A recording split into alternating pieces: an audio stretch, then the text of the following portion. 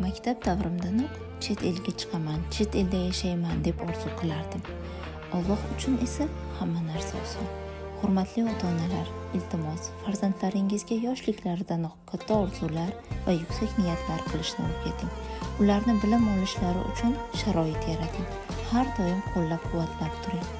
Allohga shukr, orzularim orzu bo'lib qolmadi. Bu yo'lda menga yordam bergan barchaga, eng avvalo ota-onamga chuqur minnatdorchilik bildiraman.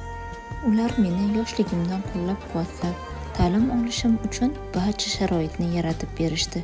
Ayniqsa institutda o'qib yurgan paytlarimda kelinlik ishlarini emas, balki bilim olishimni ustun qo'ygan, o'qishimni talab qilgan oyijonimga mingdan-ming rahmat. Dadajonimga ham cheksiz tashakkur. Barchasi uchun hammangizga rahmat. Alloh sizlardan rozi bo'lsin.